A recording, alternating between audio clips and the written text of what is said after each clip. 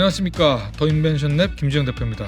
오늘 두 번째 스투파 여성벤처협회와 함께하는 쉬벤처스 여성창업가 시리즈 제2탄 오파크의 김혜린 대표님을 모시고 여러 이야기를 들어보려고 합니다. 김혜린 대표님 오랜만에 뵙습니다. 안녕하세요.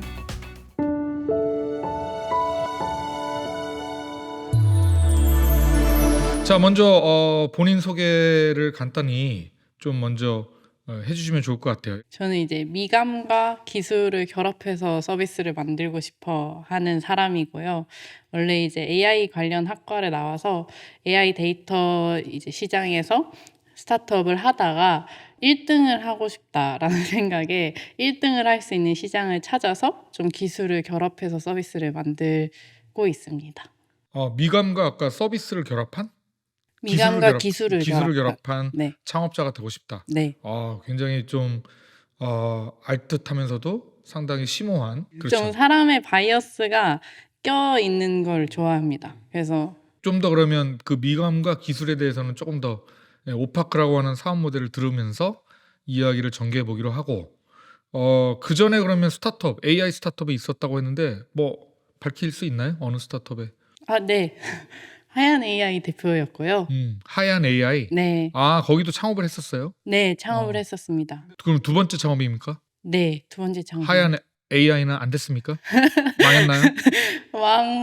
망했다기보다는 매출도 나왔고 어느 정도 신보도 받으면서 잘 가고 과반수 이상 개발자였고 사스도 잘 운영을 했었는데, 근데 이제 데이터 시장에서 내가 1등을 하려면 어떻게 해야 되는가라는 생각을 했을 때 완전 코어 기술이 중요하고 그거를 제로 베이스에서 만들 수 있어야 완전 딥테크 회사여야 1등을 할 수 있겠더라고요. 근데 나를 돌아봤을 때 내가 제로 베이스에서 만들 수 있는 정말 딥테크 인간인가? 라는 생각을 했을 때 난 응용이 좀 더 잘 맞고 그렇게 내가 잘 이끌 수 없을 것 같다라는 생각이 들어서 1등은 못할 것 같아서 사실 접게 되었습니다. 그러면 하얀 AI라고 하는 AI 스타트업은 어떤 서비스를 제공하는 회사였어요? 다른 회사가 이제 AI 모델을 만들 때 학습시키고 싶은 데이터가 있으면 그걸 저희가 대신 만들어주는 그런 사업을 했었습니다. 요즘 그런 업체들이 많죠. 특히 뭐 클라우드웍스처럼 네, 맞아요. 라벨러들을 네, 재택근무하는 라벨러 네. 20만 명 데리고 네, 뭔가 요청이 들어오면 라벨링을 전문적으로 하는 네, AI 스타트업도 있는데, 그거와는 좀 다른 이제 네, 모델까지 네. 만들어주는. 라벨링은 어떻게? 그 당시에는 이제 아예 라벨을 사람 손 안 거치고 그냥 확률적으로 뽑아내는 걸로 했었고, 그래서 저희 내부 모델들을 통해서 태깅을 한 다음에 그거에서 가장 확률이 높은 애를 뽑아서 고객용 데이터로 만들어내는 걸 했었습니다. 그럼 그래서 고객은 그 네, 데이터를 갖고 이제 액큐레시를 높이기 위한 네, 내부 이제 또 네, 두 번째 활동들을 시간을 줄여주는 역할을 하셨군요. 네, 하얀 AI가. 네. 근데 왜 하얀 AI였어요? 이름이 아주 되게 독특한데? 하얀. 처음에는 이제 뭐 소셜 벤처도 꿈꿨었고, 그래서 이제 깨끗한 느낌, 그리고 클라우드, 깨끗하고 투명하고 선명한. 네, 그런 그런 느낌을 느낌으로. 위해서 했었고, 오케이, 네. 알겠습니다. 그러다가 하얀 AI를 매각을 한 거예요? 아니면 뭐 폐업을? 폐업을 했어요. 어쨌든 그렇게 뭐 우여곡절을 네, 거쳐서 인생 1막을 이제 마무리를 하고 네, 지금 2막을 이제 펼쳤는데, 네, 그게 바로 오파크라고 네. 하는 회사입니다. 자, 오파크의 의미가 뭡니까? 오파크의 의미는 네. 사실 오페이크라는 영어 단어인데요. 오페이크. 네, 그건 좀 모호한 이런 느낌입니다. 저희 이제 슬로건이 opaque but definite이거든요. 무슨 뜻이냐면 이제 취향은 사실 특정하기가 생각보다 쉽지 않아요. 되게 둥둥 떠다니고 엄청 그냥 정말 구름 같은 애들인데, 그걸 저희가 그래도 선명하게 해주겠다. 너의 취향을 선명하게 만들어줄게. 이런 뜻으로 진짜 취향 그 자체를 오파크라는 이름으로 좀 저희가 승화시켰습니다. 그래서 오파크는 저희는 취향이라는 뜻을 가지고 있어요. 사실 취향이라고 하는 게 어떤 면에서 보면 고객도 스스로 자기 취향이 어떤 취향인지 모르는 사람이 많아요. 네, 네, AI가 어떻게 보면 그 사람의 어떤 흔적들을 계속 분석하는 과정에서 딱 정확하게 너의 취향이 넌 이쪽에 가까워라고 하는 시대로 이제 가는 것 같아요. 네, 어떻게 보면. 추천이 정말 잘 되고 있기 그렇죠. 때문에. 추천이죠. 그래서 그런 면에서 이제 오파크가 지향하는 게 결국 AI가 지향하는 것과 유사한 것 네. 같다라고 하는 또 인상을 받네요. 그러면 오파크가 그런 뜻인데 주로 어떤 영역의 그런 취향을 적나라하게 우리가 좀 밝혀내서 고객들한테 제공하겠다는 건지, 제가 알기로는 가구 쪽에 좀 포커스를 맞추는 걸로 알고 있는데 네, 맞습니다. 오파크의 사업 아이템에 대해서 조금 더 설명해 주시죠. 저희는 이제 사실 그 대중들이 잘 알 수 있는 브랜드부터 그 이상의 브랜드들까지 다 모아서 자기가 사고 싶은 가구를 되게 쉽고 빠르게 탐색할 수 있는 서비스를 만들고 있는데요. 특히 이제 내가 어떤 브랜드 제품을 사고 싶을 때 가격 비교나 아니면 어디서 배송이 되는지, AS가 되는지 그런 것들에 대해서 비교를 하고 싶을 때 이제 비교할 수 있는 사이트도 되고, 그리고 내가 어떤 브랜드를 살지 사실 엄청 명확한 상태로 들어오지 않을 수 있는데 그럴 때에도 이제 오파크 팀원이 좀 바이어스 끼워서 추천해준, 혹은 AI가 추천해줘서 클러스터링한 정성적인 필터, 혹은 내가 원하는 사진이나 아니면은 문장으로 바로 가구를 검색해서 제품을 찾을 수 있는 서비스입니다. 그럼 거기에는 최근에 유행하는 어떤 GPT 4 같은 것들을 활용해서 생성 AI를 활용하는 쪽도 좀 연계가 좀 되는 부분이 있나요? 네, 저희는 많이 되고 있어요. 많이 되고 있을 것 네, 같다는 네. 생각이 들어서. 네, 문장을 검색했을 때 그냥 채팅 형식은 아니고요. 근데 이제 오픈 AI API들을 좀 씁니다. 챗 GPT를 쓰는 것보다 API를 좀 많이 쓰는데, 근데 결국 같은 모델이에요. 네, 버트 요약 같은 예를 들면 버튼은 임베딩은 좀 다른 모델을 쓰고 있긴 합니다. 근데 요약문 만드는 거라든지 아니면 상황에 대한 캐치 이런 것들을 좀 챗GPT 쓰고 있어요.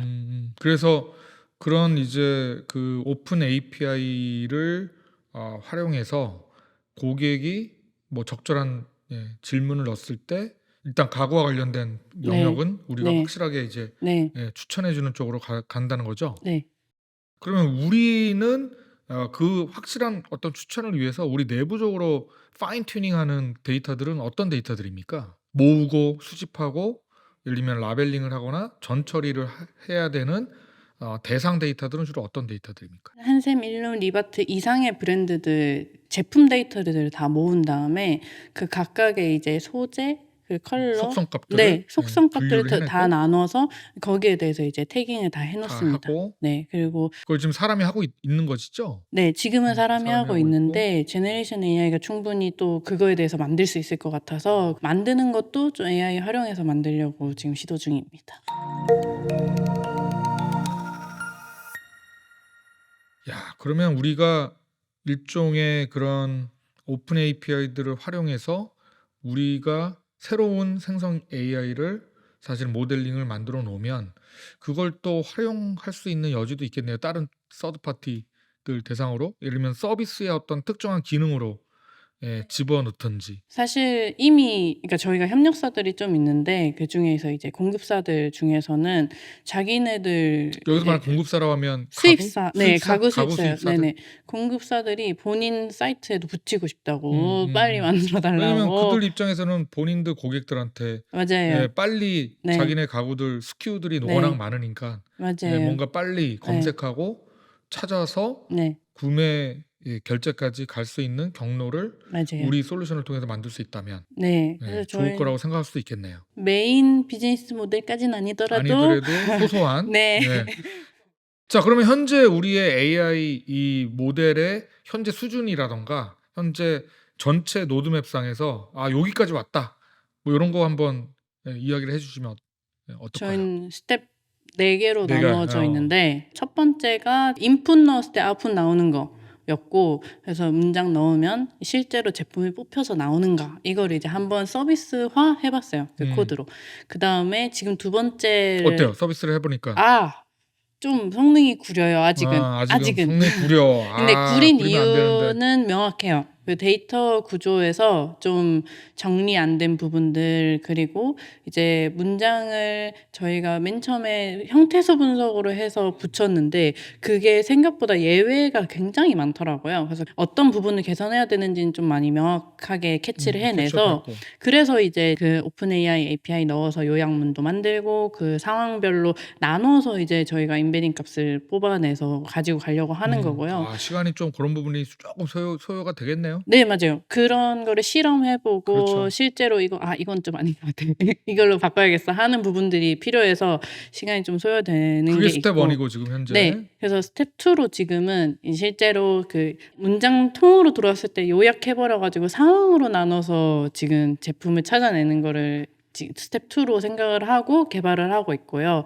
그거에서 저희가 원래는 AI 모델들을 스택으로 쌓아가지고 만들려고 했던 서치 엔진 부분이 또 애저나 구글에서 굉장히 잘 만들어 놓은 걸 찾아가지고 그 부분을 도입을 해서 되게 최대한 성능 높은 서치 엔진을 만드는 게 스텝 2입니다. 그 다음에 세 번째가 그럼 그 안에 들어가는 데이터를 늘리기입니다. 지금은 이제 이미지랑 태깅된 이제 텍스트 데이터랑 둘 다 같이 쓰고 있는데 이제 세 번째 스텝으로는 텍스트로만 다 대체하는 거. 그래서 이제 AI가 제너레이션 해서 그 태깅들을 다 만들어내는 거를 스텝 3로 생각하고 있고, 스텝 4는 이제 드디어 공급사들한테 데이터 받아서 그걸 실제로 서비스에 붙일 수 있도록 구조화하는 게 스텝 4입니다. 그 스텝 1에서 스텝 4까지 가는데 전체 여정의 길이를 시간을 어느 정도 보고 계세요? 한 1년?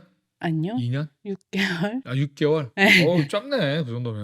원래 내년 1분기까지였는데 최근에 이제 그 애저 구글에서 아주 좋은 게 나와서 좋은 게 많이 나오고 있죠. 네, 그래서 그걸 도입을 하면 훨씬 빨라질 것 같아요.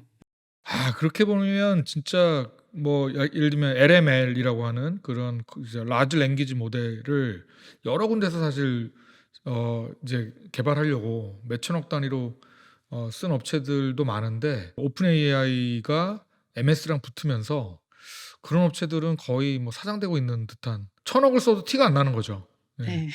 그래서 참 이제 AI 시장도 굉장히 다변화되고 있구나. 다변화되라기보다는 약간 이제 이 파운데이션 모델들이 마치 과거의 구글, 애플처럼 생성의 AI 쪽으로는 이런 파운데이션 모델을 이제 선점한 그런 오픈 AI 같은 또는 스테이블 디퓨전 같은 그런 업체들이 있고, 그 위에 이제 새로운 생태계가 만들어지는 듯한, 마치 과거의 서드 파티 애플리케이션 마켓플레이스가 이제 구글과 애플 스토어가 등장하니까 서드 파티들이 그 API 받아다가 SDK 받아다가 자체적으로 어플리케이션 만들어서 네. 사실은 구글과 애플의 네. 배를 불려주는 역할을 한 거 아니겠습니까? 네, 맞아요.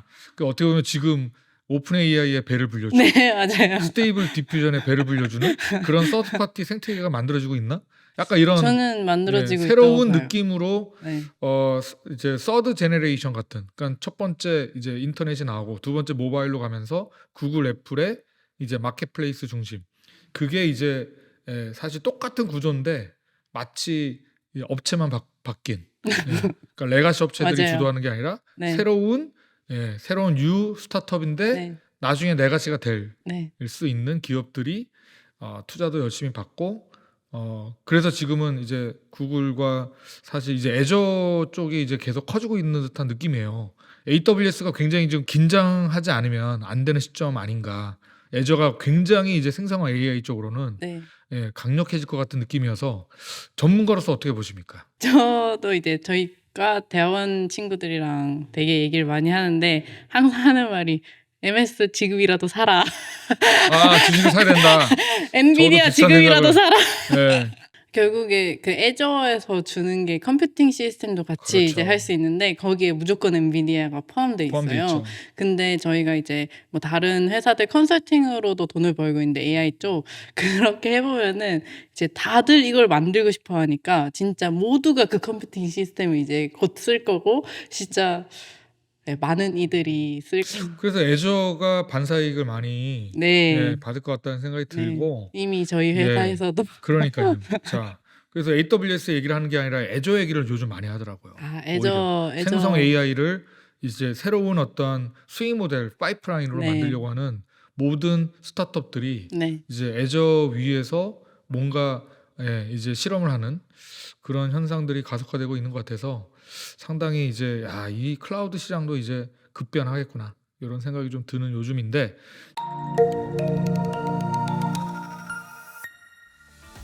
자 다시 이제 우리 얘기로 돌아가서 그럼 스텝 4까지 가면 파생 상품이 많이 나올 것 같은데요? 예를 들면 챗봇 기반에 그래서 저희의 서비스의 어떤 컨셉이라던가 발전 방향이 결국 어떻게 진화할 것인가 이게 또 되게 궁금한 것 같아요. 저는 사실 입점 모델에서 점점 더 글로벌리 갈 거다라고 예상을 하고 있었는데